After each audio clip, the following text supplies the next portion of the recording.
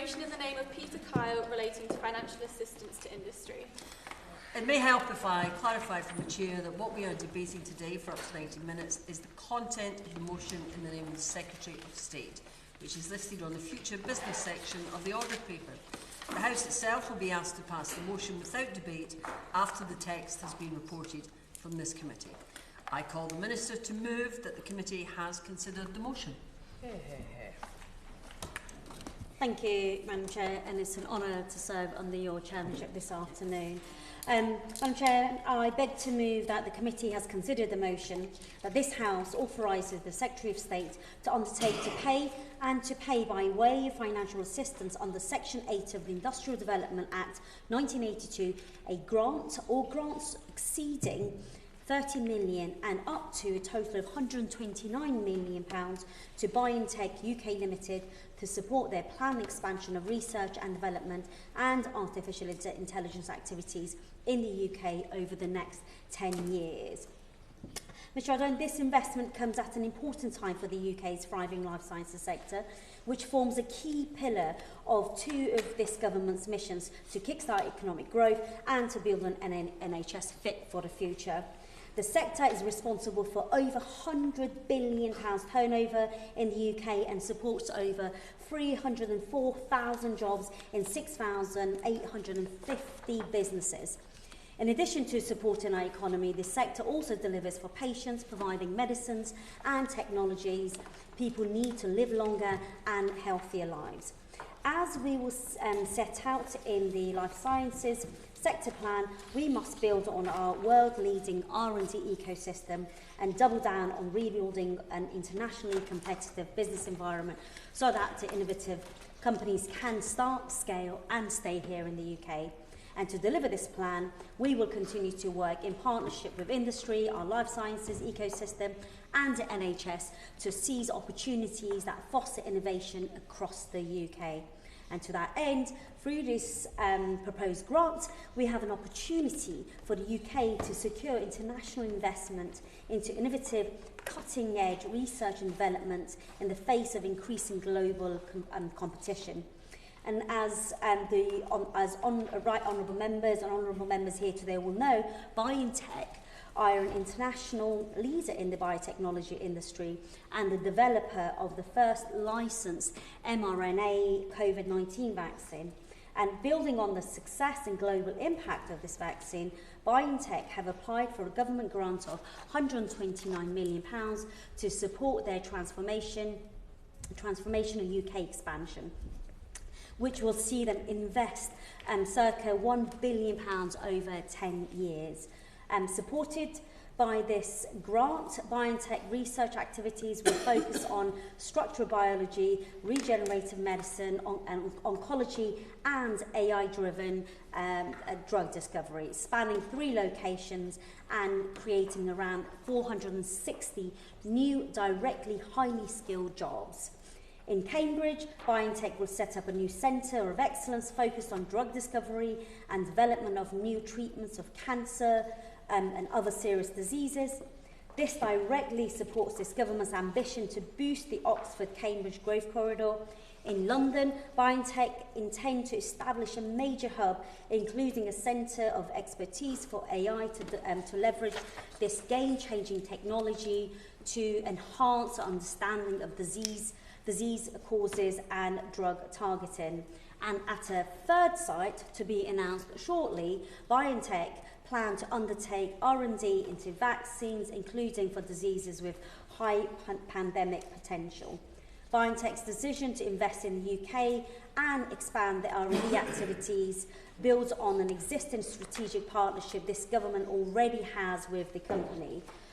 This includes BioNTech's existing work to provide up to 10,000 NHS patients with personalised immunotherapies by 2030, which is already transforming health outcomes by enabling UK patients to be among the first in the world to benefit from cancer vaccines. This support to BioNTech is further evidence of this government's backing of a world-leading life sciences sector. So working together, we are driving growth, creating jobs and fostering innovation that will translate into positive outcomes for patients.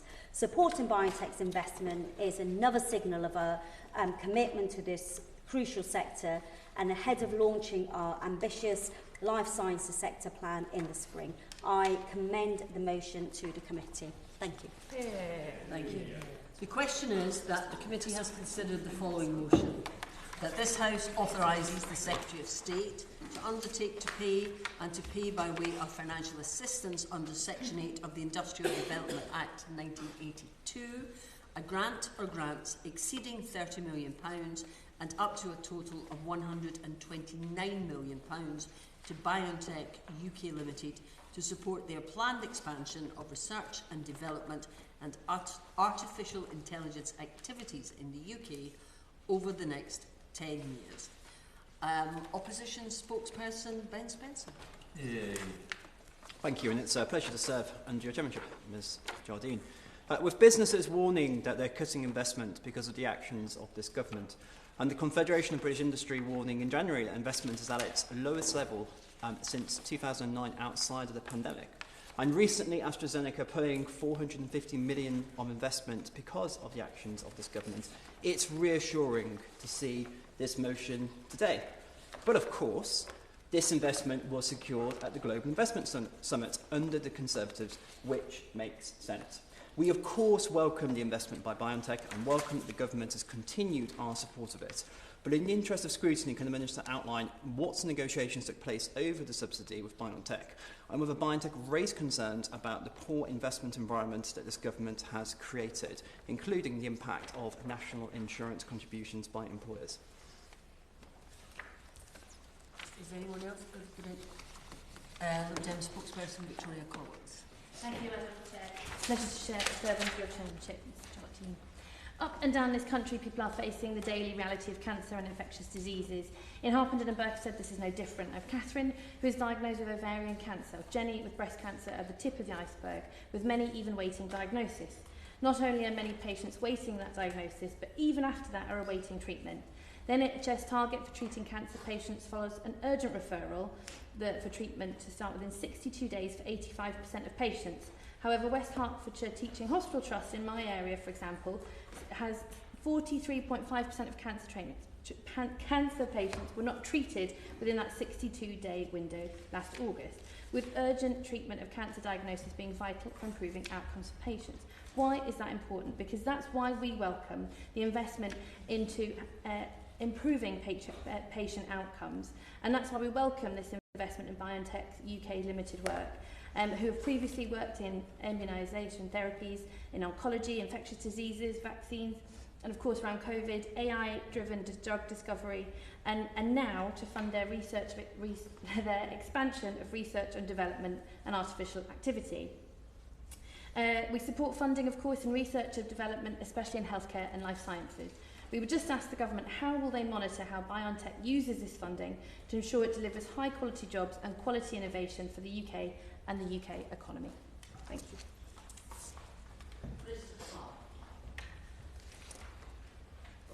Thank you, Ms Jordan.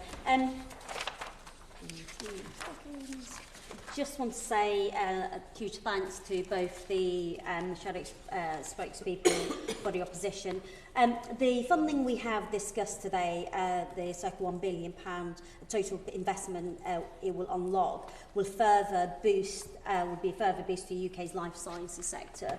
And in turn supporting the government's mission to, as I said, to kickstart economic growth and build on an NHS fit for the future.